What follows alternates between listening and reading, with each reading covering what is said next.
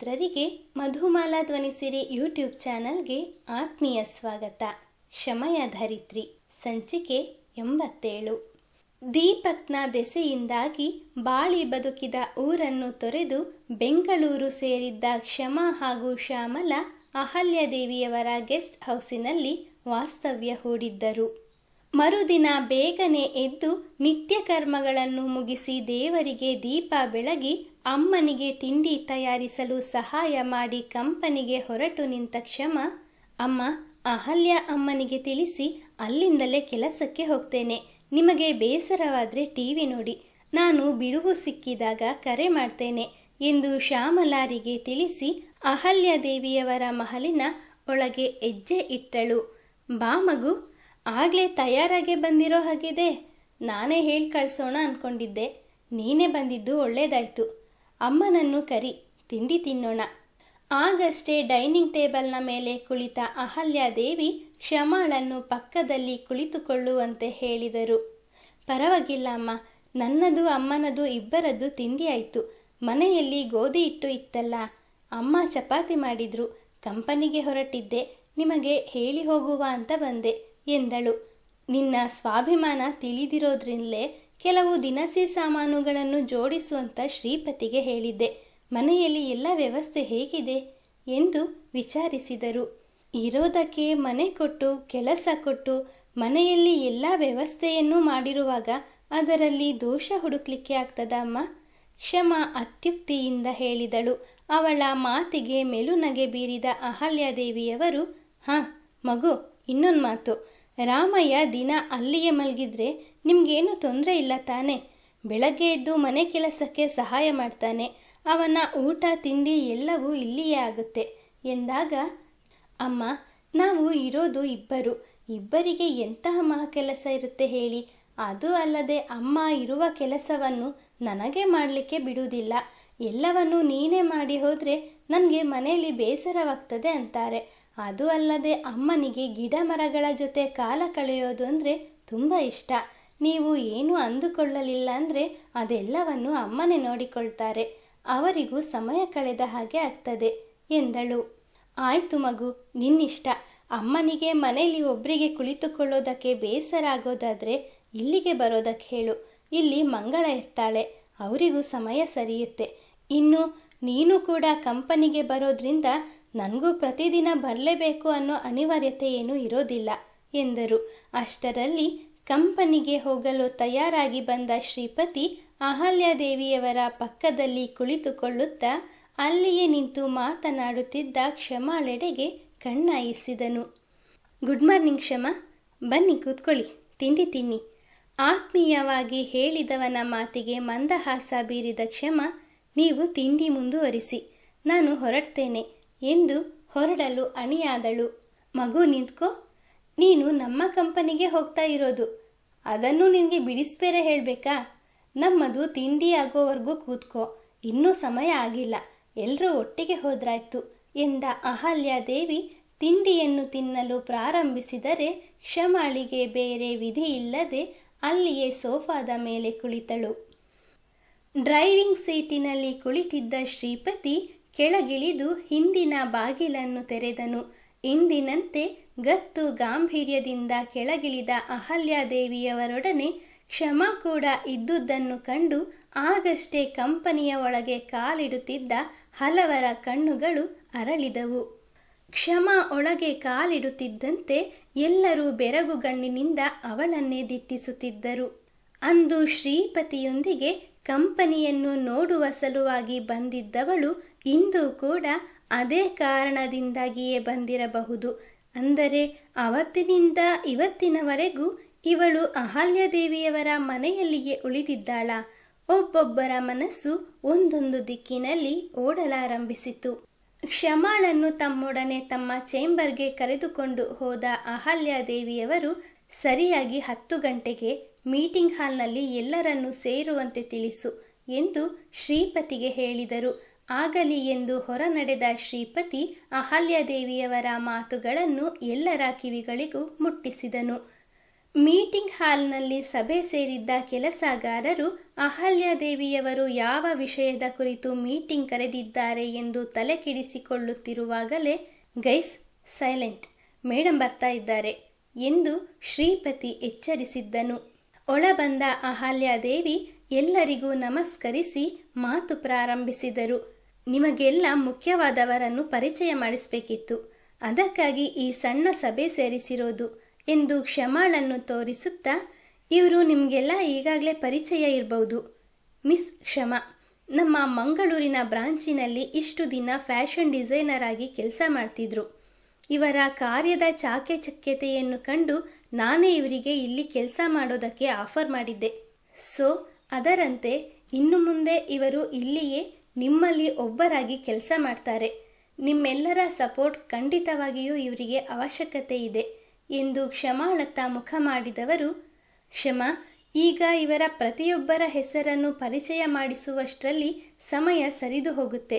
ಇನ್ನು ಹೇಗೂ ಇಲ್ಲಿಯೇ ಕೆಲಸ ಮಾಡ್ತೀಯಲ್ಲ, ನಿಧಾನವಾಗಿ ಎಲ್ಲರ ಪರಿಚಯವೂ ಆಗುತ್ತೆ. ನಿನ್ನ ಡಿಪಾರ್ಟ್ಮೆಂಟ್ನ ಬಗ್ಗೆ ಶ್ರೀಪತಿ ತಿಳಿಸ್ತಾನೆ ಎಂದವರು, ಓಕೆ, ನೀವೆಲ್ಲರೂ ನನ್ನ ಮಾತಿಗೆ ಬೆಲೆ ಕೊಟ್ಟು ಬಂದಿದ್ದಕ್ಕೆ ತುಂಬ thanks. Now you can carry on ಎಂದು ತಮ್ಮ ಚೇಂಬರಿನತ್ತ ಹೆಜ್ಜೆ ಹಾಕಿದರು. ಕ್ಷಮಾಳ ಬಗ್ಗೆ ಪರಿಚಯವಿದ್ದ ಹಲವಾರು ಮಂದಿ ಅವಳಿಗೆ ಹಸ್ತಲಾಘವ ನೀಡಿ ಸ್ವಾಗತಿಸಿದರೆ, ಪರಿಚಯ ಇಲ್ಲದವರು ಅವಳ ಪರಿಚಯ ತಿಳಿದು ನಗುತ್ತಾ ಮಾತನಾಡಿಸಿದರು. ಇದೆಲ್ಲದರ ನಡುವೆ ಹೊಟ್ಟೆಗೆ ಮೆಣಸಿನಕಾಯಿ ಬಿದ್ದಂತೆ ಉರಿಮುಖ ಮಾಡಿ ಕುಳಿತಿದ್ದ ಪ್ರಿಯಾ, ನನಗೆ ಗೊತ್ತಿತ್ತು ಇದು ಹೀಗೆ ಆಗುತ್ತೆ ಅಂತ. ಅದಕ್ಕೆ ಅವತ್ತೇ ಮೇಡಮ್ ಮೊದಲೇ ಬಂದು ಕಂಪನಿನ ಒಂದು ರೌಂಡ್ ಹಾಕಿ ಹೋಗಿದ್ದು ಅನಿಸುತ್ತೆ. ನೋಡ್ತಿರು, ಇವಳು ಇಷ್ಟಕ್ಕೆ ಬಿಡೋದಿಲ್ಲ. ಮುಂದೊಂದು ದಿನ ಈ ಕಂಪನಿಯ ಯಜಮಾನಿ ಕೂಡ ಇವಳೇ ಆಗ್ತಾಳೆ. ಪಕ್ಕದಲ್ಲಿ ಕುಳಿತಿದ್ದ ದೀಪ್ತಿಯ ಬಳಿ ಮನದ ತೊಳಲಾಟವನ್ನು ಹೇಳಿಕೊಂಡಳು. Priya, are you mad? ನಿನ್ಗೇನು ಬುದ್ಧಿ ಕೆಟ್ಟಿದ್ಯೋ ಹೇಗೆ? ಅವಳು ಇಲ್ಲಿಗೆ ಬಂದಿರೋದು ಕೆಲಸ ಮಾಡೋದಕ್ಕೆ. ಮೇಡಮ್ ಹೇಳಿದ್ರಲ್ಲ, ಅವಳು ಮಂಗಳೂರಿನ ಬ್ರಾಂಚ್ನಲ್ಲಿ ಇದ್ದಾಗ ಬಹಳ ನಿಷ್ಠೆಯಿಂದ ಕೆಲಸ ಮಾಡ್ತಿದ್ಲು ಅಂತ. ಅದು ಅಲ್ಲದೆ 1 ವರ್ಷದಲ್ಲಿ ಬರ್ತಾ ಇದ್ದ ಪ್ರಾಫಿಟ್ 4-5 ತಿಂಗಳಿನಲ್ಲಿಯೇ ಬಂದಿದೆ ಅಂದರೆ ಅದು ಈ ಕ್ಷಮಾಳ ಎಫರ್ಟ್ನಿಂದ ಅಂತ ಇಡೀ ಕಂಪನಿಯವರಿಗೆ ಗೊತ್ತು. ಕಂಪನಿಗೆ ಹೆಚ್ಚು ಲಾಭ ಬಂದಾಗೆಲ್ಲ ಅಹಲ್ಯ ಮೇಡಮ್ ಬೋನಸ್ ಕೊಡ್ತಾ ಇದ್ರು ನಿಜ. ಆದರೆ ಮೊನ್ನೆ ಸಿಕ್ಕ 15,000 ಕ್ಷಮಾಳ ಕೃಪಾ ಕಟಾಕ್ಷದಿಂದಲೇ ಅಂತ ಮರಿಬೇಡ. ದೀಪ್ತಿ ಇರುವ ವಿಷಯವನ್ನು ಹೇಳಿ ಉರಿಯುವ ಬೆಂಕಿಗೆ ತುಪ್ಪ ಸುರಿಯುವ ಕೆಲಸ ಮಾಡಿದ್ದಳು. ಅಲ್ಲಿ ಅವಳು ಎಷ್ಟರ ಮಟ್ಟಿಗೆ ಕೆಲಸ ಮಾಡ್ತಿದ್ಲು ಅಂತ ನೋಡ್ದವ್ರು ಯಾರು? ಶ್ರೀಪತಿ ಹಾಗೂ ಕ್ಷಮಾಳ ಮಧ್ಯೆ ಅಲ್ಲಿ ಲವ್ವಿ ಶುರುವಾಗಿದೆ. ಈಗ ಅವರಿಬ್ಬರು ಬೇಕು ಅಂತಲೇ ಪ್ಲ್ಯಾನ್ ಮಾಡಿ ಅವಳು ಇಲ್ಲಿಗೆ ಜಾಯ್ನ್ ಆಗಿರೋದು ಪಕ್ಕ. ಶ್ರೀಪತಿನ ಗಮನಿಸಿದ್ಯಾ? ಮೊನ್ನೆ ಅವಳು ಮನೆಗೆ ಪೂಜೆಗೆ ಬಂದಾಗಲೂ ಅವಳನ್ನೇ ತಿನ್ನೋ ಹಾಗೆ ನೋಡ್ತಿದ್ದ. ಮೊನ್ನೆ ಮೊದಲ ಬಾರಿಗೆ ಕಂಪನಿಗೆ ಬಂದಾಗಲೂ ಅವನ ನೋಟ ಅಷ್ಟು ಸರಿಯಾಗಿರಲಿಲ್ಲ. ಅವನಷ್ಟೇ ಅಲ್ಲ, ಅವಳು ಕೂಡ ಅವನೊಂದಿಗೆ ಚೆಲ್ಲಾಗಿ ನಗ್ತಾ ಮಾತಾಡ್ತಾ ಇದ್ದಿದ್ನ ನೀನು ನೋಡಿದ್ಯಲ್ಲ. ನೋಡ್ತಾ ಇರು, ಈಗ ಆ ಶ್ರೀಪತಿನ ಬಲೆಗೆ ಹಾಕ್ಕೊಂಡಿದ್ದಾಳೆ. ಅವನು ಕೂಡ ಅವಳಿಂದ ಜೊಲ್ ಸುರಿಸ್ಕೊಂಡು ತಿರುಗ್ತಾ ಇರ್ತಾನೆ. ಮುಂದೊಂದು ದಿನ ನಾನು ಹೇಳಿದ ಮಾತೆ ನಿಜ ಆಗೋದು. ಪ್ರಿಯಾ ಕೋಪದಿಂದ ಕ್ಷಮಾಳತ್ತ ನೋಡುತ್ತಾ ಕಾಲು ಕುಕ್ಕರಿಸಿದಳು. ಪ್ರಿಯಾ, ಕೆಲವು ಹುಡುಗಿಯರು ಇನ್ನೊಬ್ಬ ಹುಡುಗಿಯ ಅಂದ ಚೆಂದ ನೋಡಿ ನಮಗೆ ಆ ಸೌಭಾಗ್ಯ ಇಲ್ವಲ್ಲ ಅಂತ ಹೊಟ್ಟೆ ಉರಿ ಪಡ್ಕೋತಾರೆ. ಆದರೆ ನೀನಂತೂ ಬಹಳ ಸುಂದರವಾಗಿದ್ದೀಯ.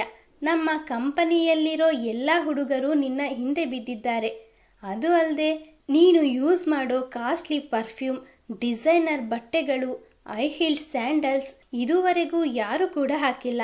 ಹಾಕಿದ್ರೂ ಅವರು ನಿನ್ನಷ್ಟು ಚೆನ್ನಾಗಿ ಕಾಣಿಸೋದು ಇಲ್ಲ. ನೀನು ಅಷ್ಟೊಂದು ಸುಂದರವಾಗಿದ್ಯಾ.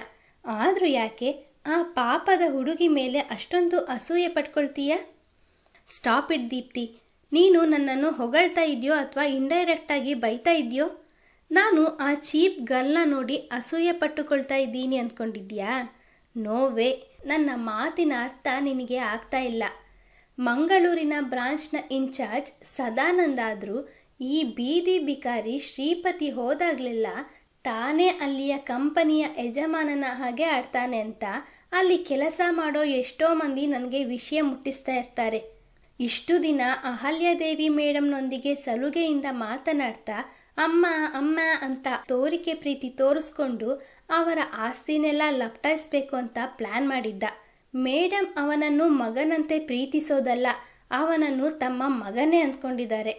ಅಹಲ್ಯಾದೇವಿ ಮೇಡಮ್ಗೆ ಒಬ್ಬ ಸ್ವಂತ ಮಗ ಇದ್ದಾನಂತೆ, ಆದರೆ ನೋಡ್ದವರು ಯಾರೂ ಇಲ್ಲ. ಅವನೇನು ಬದುಕಿದಾನೋ ಸತ್ತಿದಾನೋ, ಅಕಸ್ಮಾತ್ ಬದುಕಿದ್ರೂ ಖಂಡಿತ ವಾಪಸ್ ಬರೋದಿಲ್ಲ ಅನ್ಸುತ್ತೆ. ಬರೋದಾಗಿದ್ರೆ ಇಷ್ಟು ವರ್ಷ ಬೇಕಾಗ್ತಿತ್ತ? ಹೆತ್ತ ಮಗ ಹೇಗೂ ಇಲ್ಲ, ಈ ಸಾಕು ಮಗನಿಗೆ ಆಸ್ತಿ ಬರೆದು ಕೊಡೋದ್ರಲ್ಲಿ ಅನುಮಾನನೇ ಇಲ್ಲ. ಆಗ ಈ ಭಿಕ್ಷುಕ ಶ್ರೀಪತಿ ಕೋಟ್ಯಾಧಿಪತಿ ಶ್ರೀಪತಿ ಆಗ್ತಾನೆ. ಅವನನ್ನು ಮದುವೆಯಾಗೋ ಆ ಕ್ಷಮ ಅರಮನೆಯಂತಹ ಮನೆ ಹಾಗೂ ಈ ಕಂಪನಿಗೆ ಒಡತಿ ಆಗ್ತಾಳೆ. ಕ್ಷಮಾಳ ಬುದ್ಧಿವಂತಿಕೆಯನ್ನು ಕಂಡು ಅಸೂಯೆಗೊಂಡಿದ್ದ ಪ್ರಿಯಾಳ ಮನಸ್ಸು ಹಾಗೂ ಬುದ್ಧಿ ಯಾವುದು ಸ್ಥಿಮಿತದಲ್ಲಿ ಇರದಂತಾಗಿತ್ತು.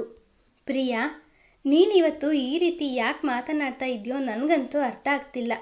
ನೀನು ಶ್ರೀಪತಿಯ ಅಂದ ಚಂದ ನೋಡಿ ಅವನ ಹಿಂದೆ ಮುಂದೆ ಸುತ್ತುತ್ತಿದ್ದಿದ್ದು, ಅವನು ಮೇಡಮ್ನನ್ನು ಅಮ್ಮ ಅಂತ ಕರೀತಾನೆ, ಅವನನ್ನು ನೀನು ಮದುವೆ ಆದರೆ ಆಸ್ತಿಯೆಲ್ಲ ಅವನಿಂದ ನಿನ್ನ ಪಾಲಿಗೆ ಬರುತ್ತೆ ಅನ್ನೋ ದೂರಾಲೋಚನೆ ಇಟ್ಟುಕೊಂಡಿರೋ ವಿಷಯ, ನೀನು ಯಾರ ಬಳಿ ಪ್ರೀತಿಯ ನಾಟಕ ಆಡ್ತಾ ಇದೆಯೋ ಅವರನ್ನು ಸೇರಿದಂತೆ ಇಡೀ ಕಂಪ್ನಿಯವ್ರಿಗೆಲ್ಲ ತಿಳಿದಿದೆ. ಆದರೂ ಯಾಕೆ ಏನೇನೋ ಸುಳ್ಳು ಹೇಳಿ ನನ್ನ ದಾರಿ ತಪ್ಸೋಕೆ ನೋಡ್ತೀಯ? ಈ ರೀತಿ ಅವರಿವರ ಬಗ್ಗೆ ಇಲ್ಲಸಲ್ಲದನ್ನು ಮಾತನಾಡಿದರೆ ನಿನಗೆ ಏನು ಸಿಗುತ್ತೆ ಹೇಳು? ನೀನು ನನ್ನ ಗೆಳತಿ ಅನ್ನೋ ಕಾರಣದಿಂದ ಹೇಳ್ತಾ ಇದ್ದೀನಿ. ದಯವಿಟ್ಟು ಈ ರೀತಿ ಯೋಚನೆ ಮಾಡೋದನ್ನು ಮೊದಲು ಬಿಟ್ಬಿಡು. ಅದು ನಿನ್ನ ಫ್ಯೂಚರ್ಗೂ ಒಳ್ಳೆಯದು ಎಂದು ದೀಪ್ತಿ ಬುದ್ಧಿ ಮಾತುಗಳನ್ನು ಹೇಳಿದಳು. ಕ್ಷಮಾಳನ್ನು ಕಂಡರೆ ಪ್ರಿಯಾಳಿಗೇಕೆ ಅಷ್ಟೊಂದು ಅಸೂಯೆ? ಅವಳು ಮನಸಾರೆ ಶ್ರೀಪತಿಯನ್ನು ಪ್ರೀತಿಸುತ್ತಿರುವಳೆ? ನಿರೀಕ್ಷಿಸಿ ಮುಂದಿನ ಸಂಚಿಕೆಯಲ್ಲಿ. ಮಿತ್ರರೇ, ಕಥೆಯ ಬಗ್ಗೆ ನಿಮ್ಮ ಅನಿಸಿಕೆ ಅಭಿಪ್ರಾಯಗಳನ್ನು ದಯವಿಟ್ಟು ಕಮೆಂಟ್ನ ಮೂಲಕ ತಿಳಿಸಿ. ಹಾಗೆ ಲೈಕ್, ಶೇರ್, ಸಬ್ಸ್ಕ್ರೈಬ್ ಮಾಡುವುದರ ಮೂಲಕ ನಮ್ಮನ್ನು ಪ್ರೋತ್ಸಾಹಿಸಿ. ಮುಂದಿನ ಸಂಚಿಕೆಯಲ್ಲಿ ಮತ್ತೆ ಸಿಗೋಣ. ಧನ್ಯವಾದಗಳು.